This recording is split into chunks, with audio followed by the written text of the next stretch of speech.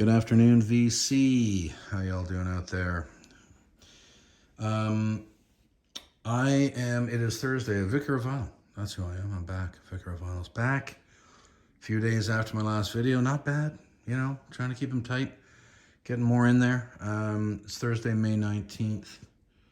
And I'm having a nice day. It's a good day. It was shitty here in Toronto earlier, but it's sun's poking through. It's about 18 degrees. Not even that. It's about 15 degrees. We're in that 60 zone again for my American pals. What am I doing? I'm doing a contest entry. That's what I'm doing. I'm a contest entry time again for the channel. Be cool or be podcast out. Your modern day warrior means stride today's time. Anyways. I love that name, Modern Day Warrior. That's awesome. Anyway, clearly a Styx fan. Just joking. He's a big Rush fan. I appreciate that. I am also being a Canuck and all, and from Toronto. Anyway, he's hosting a contest. He's having a contest. He's celebrating, or sort of celebrating, the fact that he was coming up to a certain number of subscribers. He's way beyond that now, and he hasn't killed the contest yet, so I'm getting in on it. Basically, he was playing with the numbers 666. He was getting to that number, I guess, and he's blowing way back by it now. But the idea was to show six records from 3 different years. 2 from when you were 6 years old, 2 from when you were 16 years old, and 2 from when you were 26 years old. Now, in my case, I'm a 67 kid. So 73 when I was 6, 83 when I was 16, and 93 when I was 26. So I'm happy to do this because I love going back in time with music and then pulling it forward through my teen years and then, getting into my 20s. Amazing time period for me. Everyone's decades were the best, but I really do believe I grew up in an amazing time period. And at the age I was. So, 1973. Man, you just take a look at the releases in 1973. It is absolutely staggering. I could have picked 35, 45 different records, literally. But I decided to go with a couple of barn burners. And this is Stevie Wonder's Inner Visions. I mean, what can you say about Inner Visions? It's just phenomenal. So one of Stevie's greatest releases. There it is on the old Tamla label. August of 1973. And it plays almost like a greatest hits. Too High, Visions, Living for the City, Golden Lady, and then on side 2, Higher Ground, Jesus, Children of America, All in Love is Fair, Don't Worry About a Thing, and He's Mr. Know-It-All. What a great track. Unbelievable record for Stevie. And imagine this, this is his 16th record in 1973. I think he was 23 at that point. I think he was born in 50. Yeah. So, oh my God, that's just 16th release, if I'm not, it was 16th record in 1973, and what a fucking killer record he released. This is beautiful, wonderful. I might actually spin this after I make this video. Another reason I like doing these contests, makes me dig through the collection and dig stuff out I may haven't spun in a little while. Anyway, that's the first from 1973 when I was 6. Another fabulous piece of work. Rolling Stones, Goat's Head Soup, August of 1973. Actually, the same month as the Stevie Wonder Inner Visions record. They both came out in August of that year.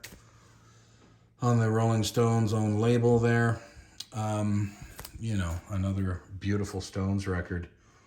Hard to follow up Exile on Main Street, but they did. In my opinion, they did. It's right up there with one of their best. Dancing with Mr. D, 100 Years Ago, Coming Down Again, Do, Heartbreaker, Angie to finish off side 1. Again, it's like a greatest hits record.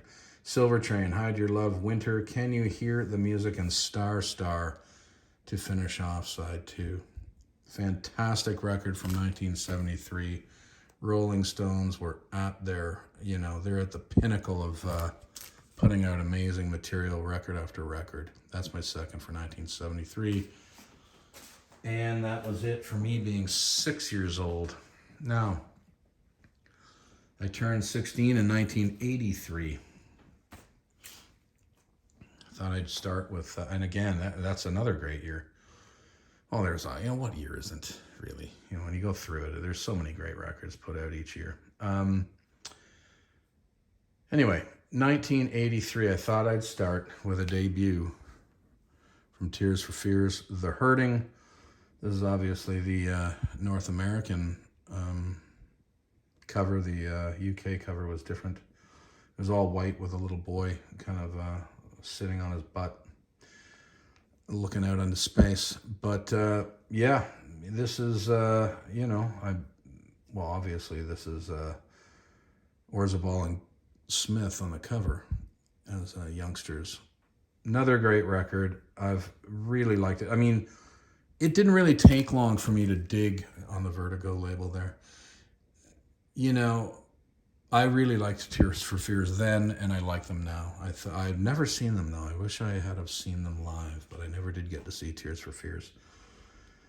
The Hurting, Mad World, Pale Shelter, Ideas as Opiates, Memories Fade. That's side one. Side two, Suffer the Children, Watch Me Bleed, Change the Prisoner, Start of the Breakdown, to round out side two. Great record, great debut by Tears for Fears. That's the first from when I was 16 in 1983. Now, oh yes, Peter Gabriel Plays Live. I was actually considering doing an all live version of this, but I decided not to. Of this contest, like every record would be a live record. But 93 posed problems. I couldn't find that I had that many live records. Anyways, I'm rambling.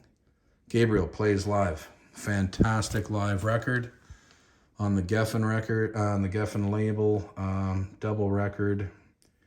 Absolutely fabulous. This was out in June of 83.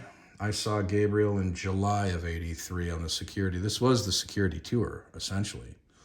And then, recorded and then put out. But The Rhythm of the Heat, I Have the Touch, Not One of Us, Family Snapshot, side one. Side two, DIY, The Family and the Fishing Net, Intruder, I Go Swimming.